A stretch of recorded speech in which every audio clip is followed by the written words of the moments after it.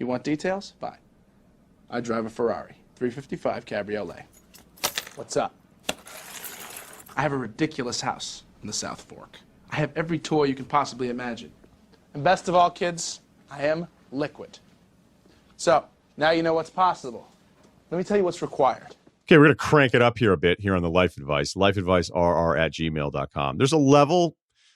We had one that was pretty interesting, Kyle, but I don't know. I don't know how deep into the abyss I want to go with some of the topics. So we'll go a little PG-13 here with this one. Okay, love the podcast. My one critique is that you are having the wrong effect on Kyle. Sometimes when I'm feeling really awful, I just want to hear your life advice, and his timestamps are always in the wrong places. Wow. Just coming at Kyle. What's that all about? You know what? Let me just explain this to America. This is called dynamic ad insertion, which means we don't bake these ads in anymore. This is a new way of making money. So I don't know what ads are going in, and they're going to change from time to time. So I'm going to get it as close as I can. And other than that, I don't know what to fucking tell you. Okay. There you go, Kyle. And that's Kyle hitting you with the truth, America. So there you go. Like that. Okay. He said he was just messing around. All right, here we go. College student 21, about to graduate in the spring. I've already been accepted to a job as an engineer programmer starting in next August. I just want to email in because I think I need help, but I'm not sure what to do. My first problem is I smoke weed a fuck ton. Basically every day during breaks like this holiday break. I just had a recent breakup with my ex-girlfriend of 1.5 years, and I used my use has upticked a lot since then. I've quit for stretches like 3+ months long when I needed to focus on school and stuff, but I always come back to it. I think it just helps me with that anxiety and terrible guilt I feel all the time. My second problem is that I'm addicted and obsessed with sex. I'm not saying this to brag or anything because I seriously feel really ashamed and awful inside. It's actually not hard to find people who want to have sex if you scour the message boards on Craigslist, join anonymous groups in your area, and swipe a lot on Tinder. Obviously, this has all gone down during the pandemic. And I abstained from all of this during my relationship. So he wants to let us know he's not a cheater, but he's just super into weed and knocking boots. But when I am single, it goes really out of control. I think so often about sex that I even sometimes think it would be so cool to be in porn or something where I could even get paid. Okay. That would be a pivot from the engineering stuff. And Totally. I think there's probably a lot of people. Yeah, I think there'd be a lot of people that would be more interested, but just family reunions alone, weddings, they'd be like, hey, how's work? That's Rick. He does porn. And he comes over, he's like, hey, everybody. Like, hey, Rick, we're all going to talk about you as soon as you walk away. All right. So, I think that's why probably more people that would do it. But, again, family reunions, jamming dudes up. All right, I think I need to seek help for this, but I'm not sure exactly what the risks are for this behavior since I'm always very careful about protection. The thing is, there haven't been any negative consequences so far for my behavior. I always know when to cut the degenerate shit out and focus when it comes to school. I earned a 3.82 GPA majoring in engineering. Shout out high GPAs out there, all of you. Pour one out. Minoring in math. Engineering is not easy, as anyone who's never taken a class can attest to. I am moving to California for my job after graduation where weed is legal, and I think this might make it worse for me. Not sure what to do. Also, I think it'd be awesome to hook up with girls in California, especially those I could smoke with. So literally in one sentence, you're worried about it, and you're like, man, I can't wait to get going and just smoke a ton of weed out there. Is living this kind of lifestyle sustainable? No, is the quickest answer. I've come into work high numerous times in the past couple of years and no one ever notices. Sometimes I almost relate really hard to Justin Blackman or Josh Gordon. Okay. I have a talent and skill in science and research and engineering, but I can't get out of my own way with this shit and it's going to catch up to me. Do you have any friends that live like this? Not anymore. No, you start at 45, the number of guys that you're friends with you're like, yeah, you know what? Actually, Reese Davis was out of control. No, I'm just kidding. I was just trying to think of a random name that would be the absolute last guy that you would ever think of this. So let's not do the obvious stuff. Okay. That's not why we're coming here. Because the obvious stuff would just say, hey man, stop smoking so much weed. Don't do this stuff. It's not safe. Okay. Because you already know that. You're clearly a smart guy. 3.82. What's up? But you're having some guilt about it, right? You're feeling a little guilty about it. Okay. So, I lived with guys that the last apartment I think I ever lived in, I think it was the end of '02 into '03. And then at the start of '03, I lived on a friend's couch for about 3 months until I finally moved into a place of my own. And I haven't had a roommate ever since. And the reason I went to go sleep on this guy's couch is because I was at one point, prior to that move, I was living in this kind of dumpy area of Boston with a couple other guys. And everybody likes to smoke weed. It was never my thing, but I'm telling you, like, I could see it. Like, if they didn't have weed around, it wasn't going to happen. Now, we all know that of all the things you could do, weed is not even close to being the worst one. I'm not going to turn this into a pro cannabis podcast, but what I'm just telling you is, like, look, it wasn't ever anything I was interested in. It just wasn't. Didn't do it for me. Yes, if people decided to just smoke weed at night and not get shit faced, then people probably a lot safer and all that. Like, I don't feel like debating any of those things because I think most of us just get it without getting to any of that point.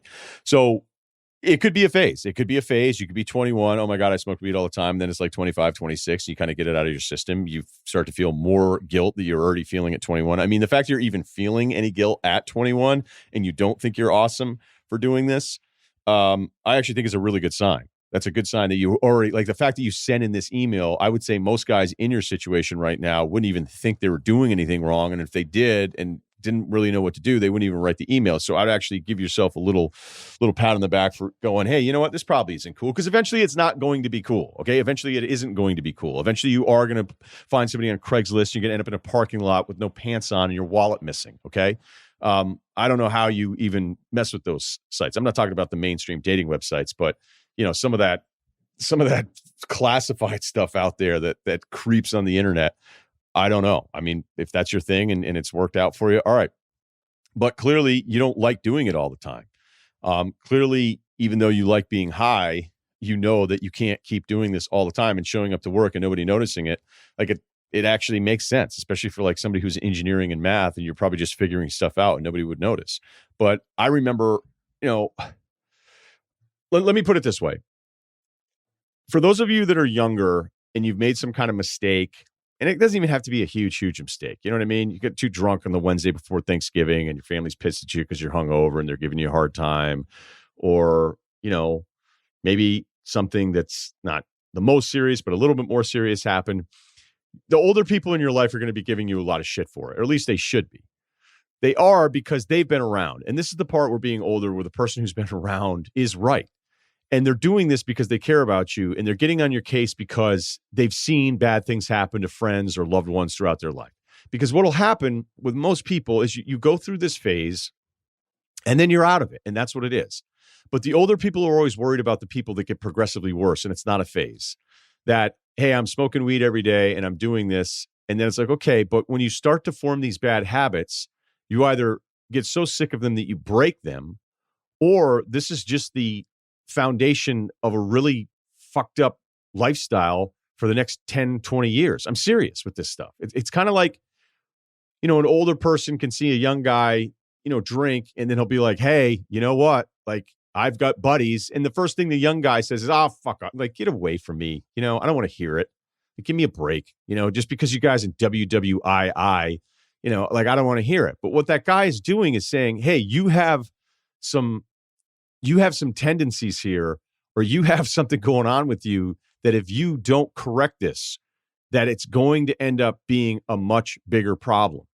And so that's where you got to kind of give shout out to the older people, because they've seen bad stuff happen to relatives. They've seen stuff happen where it was when the guy was in his 20s and doing stuff that was kind of stupid. You know what it isn't? It's not stupid anymore in your 30s. It's just like a total turnoff. So, maybe you have a couple more years in you of this. Maybe the guilt won't kick in. But if you're turning like 29 and 30 and you're still doing this all the time and you're single and your buddies aren't calling you back as much, or your family's kind of like, what the hell's going on? And then maybe one day you smoke a ton of weed before you go to work and somebody smells it on you. Now all of a sudden people are like, hey, that's the guy that smokes weed every day. Then he comes into work. And maybe no one will care in California. I don't know. But the fact that you even are thinking this right now is probably a positive. But for anyone else listening, I think there's always this, most times, most people can screw around for a little while, get it out of their system, and then they're kind of good to go. And yeah, there's always this grass is always greener. Like, oh, maybe I got married too early, or maybe I should have done this, or maybe I should have, look, after I read the Motley Crue book, I was like, I don't think I go out enough. But I know that in working in bars and having an extended adolescence myself, that there will be people around you where you're like, this is funny until it isn't really funny anymore. And that's when it becomes a much bigger bummer or much more of a guilt-ridden existence than anything you're going through right now. So maybe in a year, maybe at 25, maybe at 30, you're over it. But if it's 35 and like shit didn't feel like it worked out, whose fault is it? Kyle? Well, I'd say really only on the weed part of this. When you get to California, you're not going to be able to stay out of the shops because it's so cool coming from a place where it's not legal. That's fine. But then it becomes, I think, sort of like a bottle of whiskey on the shelf. Like it's not like all the time. It's just sort of like you keep it in a box and you go to it. I think that part will probably fall away. And then the last part, even though you think nobody knows at work, sometimes I think maybe somebody knows. I worked with a guy who thought nobody knows. And when he left, it was like, that guy was always high. And I was like, yeah, that's so funny. He thought nobody knew. So that's all I'll say. That's great. That's great. All right. I love that. Okay, let's do one more. Okay, here we go. Let me set the stage for you. I'm 34, father of 2, beautiful morning. He's in Celebration, Florida. Take my kids to our local outdoor courts. That's right, they have courts in Florida. I still want to know what Florida's doing. What's going on down there? They just decide like, hey, we're just pretending nothing's going on. Okay, my kids are 3 and 6. We get there, an empty court, perfect. I'm shooting around. My kids are riding their scooters. And in this moment, life's really good. About 20 minutes in, cool guy, maybe 20, pulls up on the mom and dad Mercedes. Okay, all right. Rocking some Nike Monarchs, black tee, black shorts, some gray tights underneath. My man pulls out a huge Bluetooth speaker and moseys onto the court like he owns a joint, sets up his speaker and proceeds to play some hardcore rap music. My guy was clearly ready to hoop. Now, look, I'm not so far out of my youth that I can't appreciate some good music while getting some shots up. All right, we're all on the same page. But my guy clearly sees me out there with both my kids and thinks to himself, I bet this dad and his 2 kids are really wanting to listen to some Little Yachty or whatever else he chose to play. Regardless, I'm at a loss for words and don't want to come across as the old man telling the kid not to turn his music off. But what is a guy supposed to do in this situation? What is the proper court etiquette? By the way, P.S., my guy was trash. I'm 34 with 2 kids and would have smoked him. Did he say Monarchs? Yeah. Why? Is he talking about Air Monarchs? Yeah. Okay. What do you think he was talking about? My dad wears those to walk around. I don't know. Yeah, that's actually. Yeah. What the fuck? My mind is blown now. Great call, Kyle. Why was he wearing, if he's 20, Little Yachty, gray tights underneath? Did he describe them as gray Flint tights? No, just gray tights. I was going to say this is an incredible email. All right, tough one. Dilemma. This is a dilemma. My first instinct after reading the email is that once he sucked, then you tell him to turn it down. And if you were really good, if you were really, like, I'm serious, the first thing I thought, I was like, oh, if he sucked, yeah, tell him to turn it down. I was like, if he looks like he's got some game, the handle's kind of tight, he's hitting some fadeaways, kind of looking down every now and then to see if you saw that he hit a ridiculous pull up off the dribble, then you gotta respect it and just have your kids listen to Little Yachty for the day. Tough one because there's an element of being young where you just like fuck everybody else. You just are, and it's lame. I remember one time we went to a movie once and it was so stupid what we were doing. We were like throwing a football around in a movie theater and we thought it was funny. And we were like 20. And I still think about it 25 years later. And I was like, that's such a shitty thing that you did. And we just didn't care. It was like a dumb movie. And we started throwing a football around. We thought it was hilarious. And now I still feel bad about it 25 years later because like some older guy was like, all right, dude. And he was right. And that's what, I don't know. I don't know why guys do that. Sometimes you're trying to show off for girls when you're at that age. I mean, look, that doesn't necessarily stop, but I guess there's a way you could have said, hey dude, look, I totally get it. And then you start trying to like connect with them. Like, is that the new DaBaby? Oh, no, my bad. Yeah. No, that shit's fire, just like your Monarchs. So I guess there's kind of a way you could approach it. But the problem is if the guy is that ridiculous about it, he's probably not going to be cool about it either. Like if he's willing to size up the situation and then go, all right, well, now I'm going to crank up this hardcore rap early in the morning while there's what he's talking about, a 3 and a 6-year-old, and he has no self-awareness on that he thinks what he's doing is cool. If you go to approach him, he's probably going to piss you off even more and be like, whatever, man, I need my beats. Because there is a development now with all the Bluetooth stuff and the speakers and all. Like, I think it's cool that music is everywhere. But sometimes I'm like, yeah, I don't need this much music everywhere. And The beach. yeah, the beach part is the beach where I'm at. It's not that bad. It's more like the bike path. Like everybody's cranking, but again, when the bike passes you, it's not like you're listening to it the entire time. But there's just been a growth in hearing other people's music with the access to smaller and smaller Bluetooth speakers. So I think you could have turned it down a little bit. I mean, the other thing you could do, so you don't have to ever confront that if you're on the Hooper side of this thing, like wear some earbuds, man. I mean, come on. There's like a million wireless different kinds right now. Yeah, wireless. You don't have to worry about. I mean, I was sitting there tucking an iPod into my back pocket of my shorts, then running the wire down the back, my spine into it to try to keep as much freedom on my shot as possible. And then, of course, like any movement that was, trying to do something else. When I was trying to perfect that Kobe fake baseline dribble, baseline turn thing where he leaves the ball in the air, turns back to the middle, and then comes back and grabs the basketball baseline and cuts. I think I worked on that for 6 months once. I was in my 20s. May have tried it in a pickup game twice. So feel like that wasn't the most efficient use of my time. But you kind of can't win on these because it's all on the other guy. And if the other guy's a total shithead about it, then you're going to be even more mad. And next thing you know, you're beating up a 21-year-old or 20-year-old in front of your kids. So, you could give a look. You could give a look like, hey, hey, what's going on? But then he might just think, hey, what does this old fool want? Does he want to run? Do you want to play to 11? And or you could have said, hey, how about if I beat you to 11? You turn that down and you leave. Retirement game. There's a lot of options.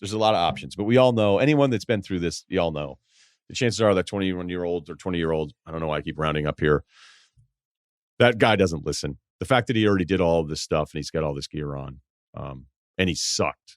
If he really did suck and was wearing this kind of gear, like the conversation with this guy isn't going to go anywhere anyway. So I don't know. That's tough. I'll tell you though, there's times like when I go to play hoops and you have like full court ready to go. And if there's a dad with his kids, you want to be like, okay, look, I'll give you 30 minutes, but, you could probably have your 3-year-old shoot a ball a foot in the air on the grass too. You could, there's probably another place you could not accomplish anything and not take up the court for the entire afternoon also. So, it's a tough one because people get real selfish, some of you probably think I'm wrong. I think there should be a time limit. Like I've done it. I've sat it out and waited. I've seen a guy with his sons play in hold up fives. I've said, hey, look, they were here first. Let's see how long it goes. And you wait, you kind of shoot around a little bit.